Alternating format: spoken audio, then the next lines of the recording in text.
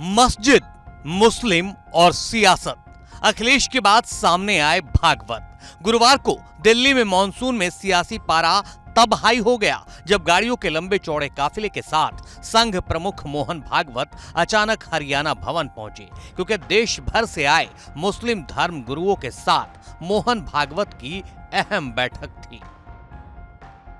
ये बैठक सुबह 9 बजे शुरू हुई और करीब 3.5 घंटे तक चली। बैठक में अखिल भारतीय इमाम संगठन के प्रमुख डॉक्टर इमाम उमर अहमद इलियासी के नेतृत्व में लगभग 60 मुस्लिम प्रतिनिधि 3 बसों के जरिए बैठक के लिए पहुंचे थे। बैठक में संघ के कई वरिष्ठ पदाधिकारी जैसे दत्तात्रेय होसबोले, कृष्ण गोपाल, रामलाल और इंद्रेश कुमार भी मौजूद रहे। मुस्लिम पक्ष से शाही इमाम लखनऊ सैयद शाह फजलुल मलन रहमानी, जुबैर गोपलानी जैसे बुद्धिजीवी और दिल्ली के मदरसों के मुखिया भी शामिल हुए। इस बैठक का मकसद देश में हिंदू मुस्लिम समुदायों के बीच संवाद बढ़ाना, गलतफहमियों को दूर करना और समाज में एकता का माहौल बनाना था। बैठक में दोनों पक्षों ने खुलकर अपनी बात रखी और एक दूसरे को ध्यान से सुना।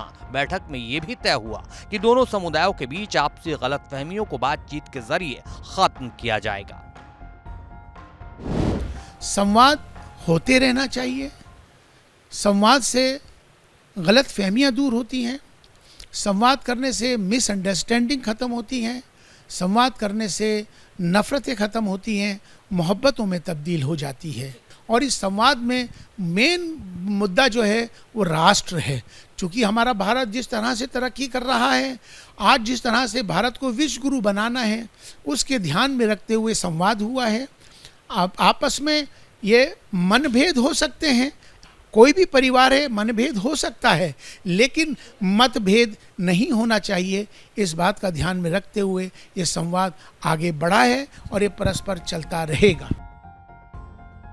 हालांकि अब विपक्षी दलों के नेता मोहन भागवत की इस बैठक को अखिलेश यादव के मस्जिद जाने के मुद्दे से जोड़कर सवाल कर रहे हैं।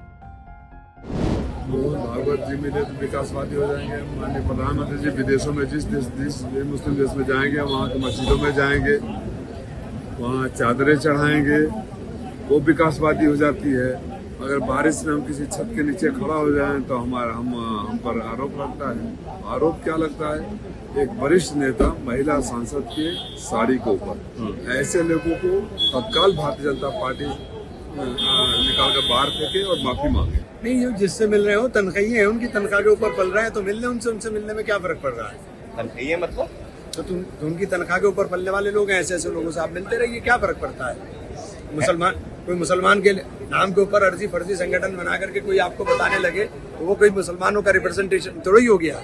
तो आप कह रहे हैं कि वो मुसलमान है ही नहीं क्या? मुसलमान तो है ना। मुसलमानों के नाम के ऊपर तनख्वाही बने हुए बहुत सारे लोग ऐसे मिल जाएंगे आपको।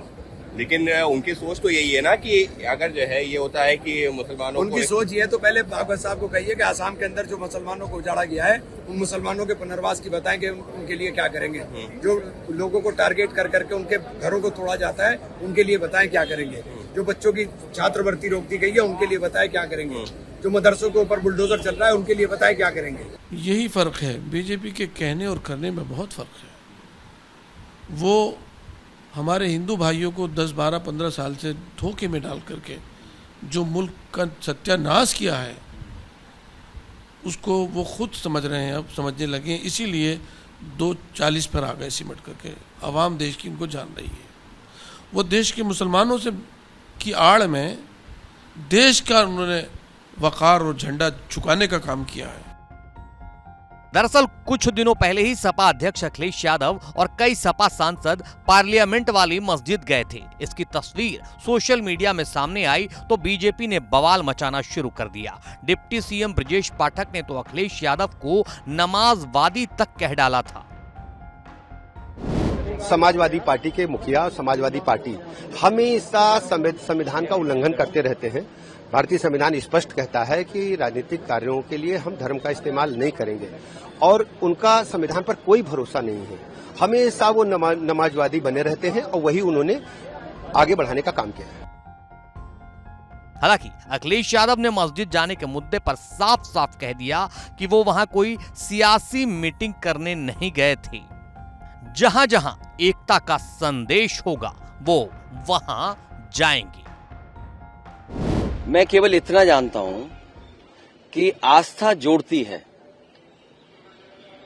किसी भी धर्म या कोई आस्था है वो आस्था जोड़ती है, और जो आस्था जोड़ने का काम करती है हम उसके साथ हैं। बीजेपी को यही तकलीफ है कि कोई जुड़े नहीं, दूरियां बनी रहे। तो आस्था जोड़ने का काम करती है और इसलिए हम लोग हर आस्था पर आस्था रखते हैं। पर उनका मत ये है कि पॉलिटिकल मीटिंग नहीं लगा रहे हैं कि अब बीजेपी के कहने से, अब बीजेपी को मीठे से तकलीफ होगी तो मीठा छोड़ देंगे? बीजेपी कहेगी नमकीन खाइए तो नमकीन खाएंगे क्या? तो बीजेपी क्या कर रही है, बीजेपी को आप भी जानते हो, बीजेपी को आप सब जानते हो। बीजेपी का हथियार ही धर्म है।